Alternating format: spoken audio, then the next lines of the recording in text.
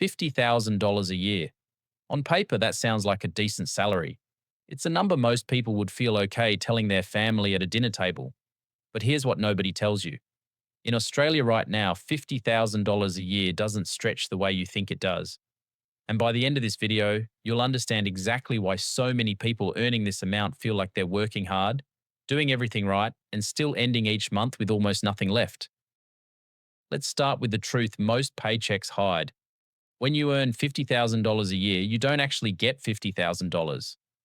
After income tax and the Medicare levy, your real take home pay is around $43,462 a year. Break that down, and you're living on roughly $836 a week. That's the number your life actually runs on. And the moment you see that smaller figure, everything starts to make more sense. Now let's spend it, because this is where reality hits. The single biggest cost for most Australians is housing. Right now, the national median rent sits at about $680 a week. If you're renting a place on your own in a capital city, your entire weekly pay could vanish before you've bought a single thing to eat. This is exactly why so many people on $50,000 are now sharing houses well into their 30s, moving back in with family or living further and further from the city just to keep a roof over their heads. And the further out you move, the more you tend to pay in other ways. Longer commutes mean more spent on fuel and tolls, or more hours lost on trains and buses.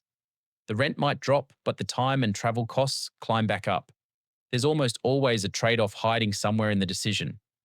Let's say you're smart about it and you split rent in a share house. Maybe you're paying $300 a week for your room. That leaves you with about $536 to cover everything else. Then come the groceries. The average single person in Australia now spends around $152 a week on food. And that's if you're careful, watching the catalogues and shopping across a few stores. Beef alone has gone up over 13% in the last year. Coffee, more than 11%. So already, between rent and food, you've spent about $452 of your $836. You have $384 left for the entire rest of your life. And the rest of your life is not cheap. There's electricity and gas. There's your phone and internet. There's transport, whether that's fuel and car registration or a public transport card. There's insurance. There are the small subscriptions that add up. And then there's everything unexpected, the dentist, the car repair, the gift you forgot about. For someone with no savings to fall back on, a single bill like this can mean reaching for a credit card and starting the whole cycle over again. By the time the essentials are paid, most people earning $50,000 are looking at maybe $100 or $150 of genuinely free money each week. Sometimes less, sometimes nothing at all. This is the part that hurts, because when you feel like you're earning a real wage, but you still can't get ahead, you start to believe something is wrong with you. You start to think you're bad with money. But you're not.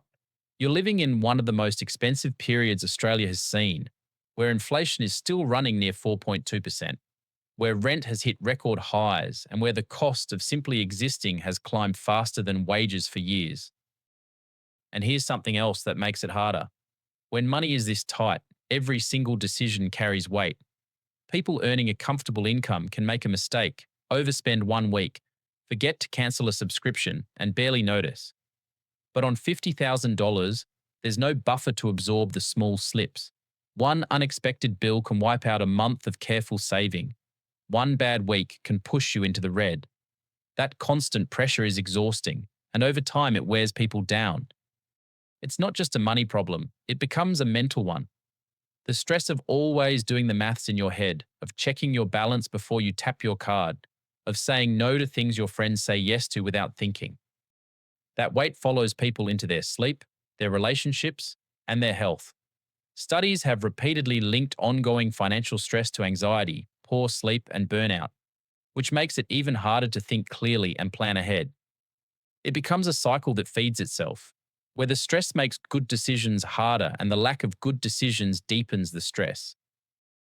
Yet the situation is far from hopeless, and this is the part that matters most. Plenty of Australians in this exact position earning this exact $50,000 are still managing to build real wealth over time. The difference between them and everyone else has nothing to do with luck, and it has nothing to do with some secret investment. It comes down to a handful of specific decisions repeated consistently year after year. The first decision is the one almost nobody wants to make. They control the big number. Most people try to save money by skipping their morning coffee. But your coffee is not what's keeping you broke. Your rent is. The people who get ahead on $50,000 make their biggest costs smaller. They get a housemate. They negotiate. One smart housing decision saves more money than 1,000 skipped coffees ever could. The second decision is that they pay themselves first. The moment their pay lands, before the money has a chance to disappear, they move a small amount into a separate account. Do that consistently and invest it. And over time, it grows into something that changes your life. The trick is that they never see it as spending money. It's gone before they can touch it. Even small amounts matter here because the habit is worth more than the figure at the start. Someone who saves $50 a week is building a system, and that system can scale up as income grows. The third decision is about debt. If you're on $50,000 and you're carrying credit card debt or a buy now, pay later balance, the interest is stealing your future. The people who escape the paycheck to paycheck cycle attack high interest debt like their life depends on it, because financially it does. A balance left sitting on a high interest card can cost hundreds of dollars a year in interest alone. Clearing it is one of the few guaranteed returns anyone can get. And the fourth decision is the one that matters most over the long run. They focus on growing their income. There's a hard limit to how little you can spend, but there's no limit to what you can earn. The people who win on $50,000 treat that number as a starting point. They build a skill on the side. They ask for the raise. They start something small after hours. And there's one more thing these people share. They have a plan. Most people on $50,000 are flying blind. They don't actually know where their money goes. It just disappears. And at the end of the month, they shrug and hope next month is better. But the people who get ahead sit down and look at the numbers honestly. They know what comes in, what goes out, and what's left. That clarity alone changes everything, because you can't fix a problem you refuse to look at. So what is life really like on $50,000 a year in Australia in 2026? Honestly, it's tight. It demands attention. You can't drift through it on autopilot and expect to be okay. But it is not hopeless. And it is absolutely not a dead end. If there's one thing worth taking from this, it's that the salary is only half the story. What gets done with the $836 that actually lands in the account each week matters far more than the $50,000 written on the contract. Money is not just about how much comes in. It's about how much you keep, how much you grow, and how clearly you understand the game you're playing. If this gave you a new way to see your own money, do me a favor and hit the like button. If you're not subscribed yet, now's the time. And don't forget to turn on notifications so you don't miss the next one. I'll see you there.